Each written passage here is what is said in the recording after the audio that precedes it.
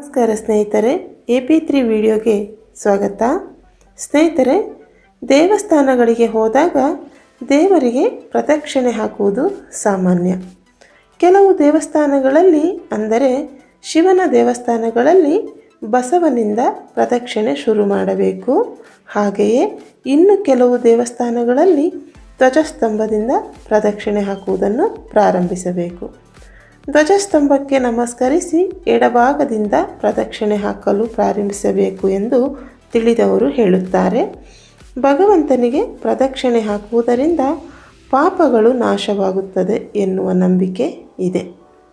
ದೇವಸ್ಥಾನಗಳಲ್ಲಿ ಎಡಗಡೆಯಿಂದ ಪ್ರದಕ್ಷಿಣೆ ಹಾಕುವುದರ ಮಹತ್ವವನ್ನು ತಿಳಿಯುವುದಾದರೆ, ಶಾಸ್ತ್ರಗಳ ಪ್ರಕಾರ ಭಗವಂತನು ಭೂಮಿ ಎಂದು ಭಾವಿಸಿ ಎಡಗಡೆಯಿಂದ ಬಲಗಡೆಗೆ ಪ್ರದಕ್ಷಿಣೆ ಹಾಕಬೇಕು. ಇದು ನಮ್ಮ ಆರೋಗ್ಯದ ದೃಷ್ಟಿಯಿಂದಲೂ ತುಂಬ ಒಳ್ಳೆಯದು. ಯಾವಾಗಲೂ ಪ್ರದಕ್ಷಿಣೆಯನ್ನು ಎಡಭಾಗದಿಂದಲೇ ಪ್ರಾರಂಭಿಸಿ. ಹಾಗೆ ಪ್ರ ಎನ್ನುವ ಪದದ ಅರ್ಥ ವಿಶೇಷತೆಯಿಂದ ಕೂಡಿದೆ.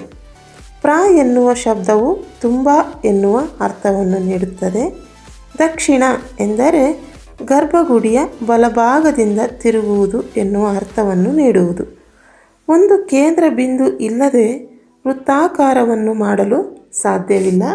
ಹಾಗಾಗಿಯೇ ಭಗವಂತ ನಮ್ಮ ಕೇಂದ್ರ ಬಿಂದು, ದೇವರೇ ನಮ್ಮ ಮೂಲ ಮತ್ತು ಸಾರ. ಆ ಭಗವಂತನಿಗೆ ಪ್ರದಕ್ಷಿಣೆ ಮಾಡುವುದರ ಮೂಲಕ ಅಂಗೀಕರಿಸುತ್ತೇವೆ, ಆತನೇ ನಮ್ಮ ಜೀವನಕ್ಕೆ ಆಧಾರ ಹಾಗೂ ಬೆಳಕು. ಆ ಮಹಾನ್ ಶಕ್ತಿಯ ಕೃಪೆಗೆ ಒಳಗಾಗಲು ಅವನ ಸುತ್ತ ಸುತ್ತುವುದಕ್ಕೆ ಪ್ರದಕ್ಷಿಣೆ ಎಂದು ಕರೆಯುವರು. ನಾವು ಎಲ್ಲೇ ಇದ್ದರೂ ಅಥವಾ ಯಾರೇ ಆಗಿರಲಿ, ಭಗವಂತನಿಗೆ ಎಲ್ಲರೂ ಸಮಾನರು. ಆತನ ಅನುಗ್ರಹ ಯಾವ ಪಕ್ಷಪಾತವಿಲ್ಲದೆಯೇ ಎಲ್ಲರಿಗೂ ಸಮನಾಗಿ ದೊರೆಯುವುದು. ಹಾಗಾಗಿ ಯಾರೇ ಆದರೂ ದೇವರಿಗೆ ಪ್ರದಕ್ಷಿಣೆ ಹಾಕಿದರೆ ಕಷ್ಟಗಳು ದೂರವಾಗಿ ಮನಸ್ಸಿಗೆ ನೆಮ್ಮದಿ ದೊರೆಯುವುದು.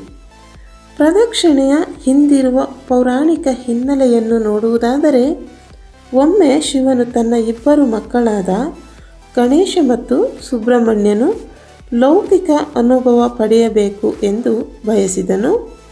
ಅಂತೆಯೇ ಇಬ್ಬರ ಬಳಿಯೂ ಬ್ರಹ್ಮಾಂಡವನ್ನು ಪ್ರವಾಸ ಕೈಗೊಳ್ಳಲು ಹೇಳಿದನು. ಆಗ ಸುಬ್ರಹ್ಮಣ್ಯನು ನವಿಲಿನ ಮೇಲೆ ಕುಳಿತು ಪ್ರಪಂಚವನ್ನು ಸುತ್ತುತ್ತಾ ದಶಕಗಳ ಕಾಲ ಕಳೆದನು.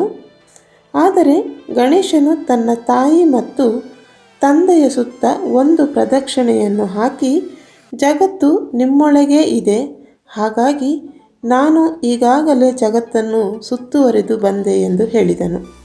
ಈ ಹಿನ್ನೆಲೆಯಲ್ಲೇ ದೇವತೆಗಳ ಸುತ್ತ ಸುತ್ತಿದರೆ ಸಾಕಷ್ಟು ಪುಣ್ಯ ಹಾಗೂ ಆಶೀರ್ವಾದ ದೊರೆಯುವುದು ಎಂದು ಹೇಳಲಾಗುವುದು.